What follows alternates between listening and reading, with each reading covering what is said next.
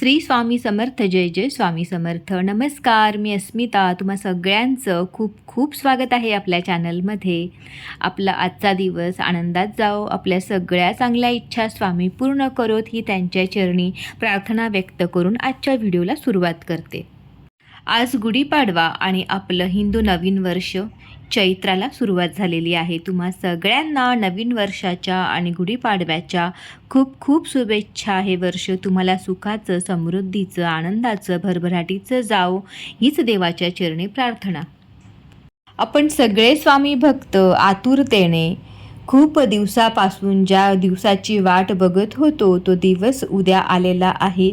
20 मार्चला म्हणजे स्वामींचा प्रकट दिन उद्या आहे. आणि बघा, आपण सगळे स्वामी भक्त किती उत्साहित होतो, या दिवसाची आतुरतेने वाट बघत होतो. तर उद्या हा दिवस येणार आहे, म्हणून आपल्याला उद्या काय एक सेवा करायची आहे ज्यामुळे तुमचे जेही प्रश्न आहेत, ज्याही अडचणी आहेत किंवा ज्याही समस्या आहेत, ज्या खूप दिवसापासून तुम्हाला त्रास देत आहेत, त्या पूर्ण होत नाही आहेत, त्या इच्छा स्वामी पूर्ण करतील अशी एकमेव सेवा तुम्हाला मी ह्या व्हिडिओत सांगणार आहे. म्हणून व्हिडिओ हा सुरुवातीपासून शेवटपर्यंत पूर्ण पहा. पण त्याआधी तुम्ही जर चॅनलवर नवीन असाल आणि चॅनल सबस्क्राईब नसेल केलं तर नक्कीच लवकर माझं चॅनल सबस्क्राईब करा आणि बाजूला जे बेल आयकन आहे ते देखील प्रेस करा, म्हणजे माझ्या सगळ्या नवीन व्हिडिओंची नोटिफिकेशन तुम्हाला पाहायला मिळतील. 1856च्या सुमारास चैत्र शुद्ध द्वितीयेचा तो दिवस होता आणि त्या दिवशी अक्कलकोटला स्वामी महाराज प्रकट झाले आणि त्यांनी भक्तांची दुःख दारिद्र्य दूर केली. तर असा ह्या आपल्या स्वामींचा प्रकट दिन सोहळा उद्या आपण सगळे मोठ्या उत्साहात साजरा करणार आहोत. भिऊ नकोस, मी तुझ्या पाठीशी आहे, या अभय वचनाचा हा दिवस. प्रकट दिनी स्वामी समर्थांना प्रसन्न करून घ्यायचं असेल तर बघा, एकच तुम्हाला सेवा मी सांगते, तर तुम्ही ती लक्षपूर्वक ऐका. स्वामी समर्थ महाराजांची मूर्ती, फोटो आपल्याकडे सगळ्यांकडे देवघरामध्ये असतो. जर नसेल तर उद्याचा मुहूर्त खूपच छान आहे. तर या दिवशी तुम्हाला स्वामी समर्थांची मूर्ती नवीन आणायची आहे आणि ती आणल्यानंतर तुम्हाला तिला देवघरामध्ये विराजमान करण्यापूर्वी त्या मूर्तीचा तुम्हाला अभिषेक करायचा आहे पंचामृताने. त्यानंतर 16 वेळा तुम्हाला पुरुष सूक्त म्हणायचं आहे आणि ते म्हणत असताना देखील तुम्ही अभिषेक करू शकतात किंवा शुद्ध जलाचा अभिषेक देखील त्यावेळेस तुम्ही करू शकतात.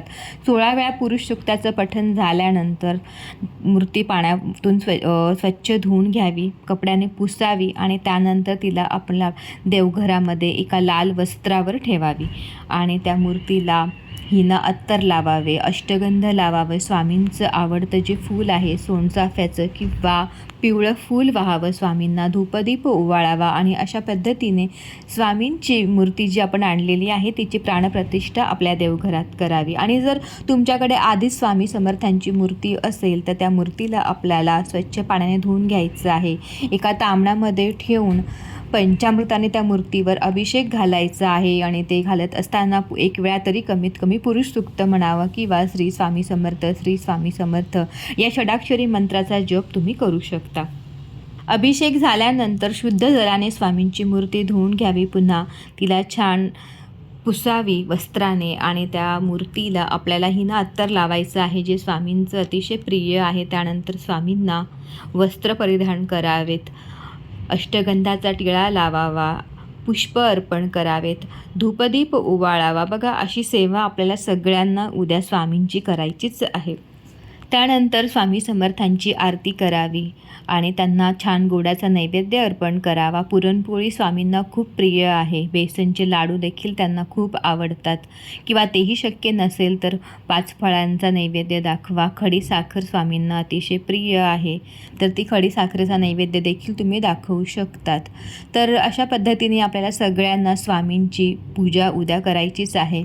स्वामींनी आपल्याला खूप भरभरून दिलेलं आहे बघा, आणि त्यांच्यासमोर आपली ही सेवा तर अतिशय छोटीशी आहे. तर ही सेवा आपल्याला सगळ्यांना मनापासून करायची आहे. आता ज्यांच्याकडे मूर्ती नाही आहे किंवा ते नवीन मूर्ती आणू शकत नाही उद्या लगेचच जाऊन स्वामी समर्थ केंद्रात, त्यांच्या घराजवळ जर स्वामी समर्थ मंदिर नसेल जवळ, तर त्यांनी काय करावं, तुमच्याकडे फोटो असेल तर फोटोला तुम्ही छान पुष्पमाळ अर्पण करा, अष्टगंधाचा टिळा लावा, धूपदीप ओवाळा, तेही चालू शकतं. आणि तेही नसेल तर बघा, एका आसनावर बसून आपल्याला स्वामी समर्थांचं स्वामींची जी मूर्ती आहे, जी प्रतिमा आहे ती डोळ्यासमोर आणायची आहे. एका आसनावर बसावं, डोळे बंद करावेत आणि स्वामींचं स्मरण करा. ते देखील चालू शकतं.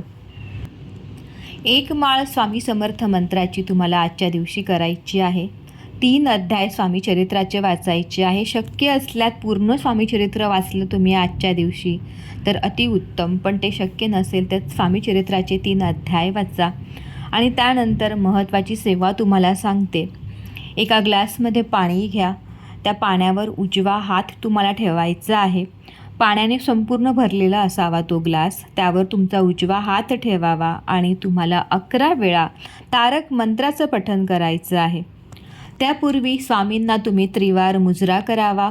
तुमचे जेही प्रश्न आहेत, जेही तुमच्या समस्या आहेत, ज्या खूप दिवसापासून तुम्हाला भेडसावत आहेत, पूर्ण होत नाही आहेत, मग ती कुठलीही समस्या असो, नोकरीची असो, विवाहासंदर्भात असो किंवा पैशांसंदर्भात असो, तो कुठलीही समस्या तुम्हाला स्वामींना सांगायची आहे. तुमची इच्छा डोळे बंद करायचे आहेत आणि त्यानंतर स्वामींच्या मूर्तीकडे बघून आपल्याला तारक मंत्राची ही सेवा करायची आहे. 11 वेळा तुम्हाला तारक मंत्र पठण करायचे.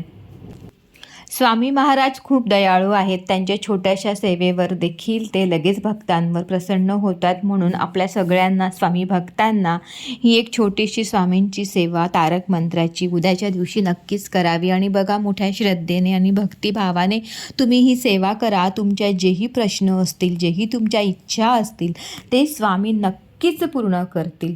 11 वेळा तारक मंत्राचं पठण झाल्यानंतर स्वामींना पुन्हा एकदा मुजरा करायचा त्रिवार.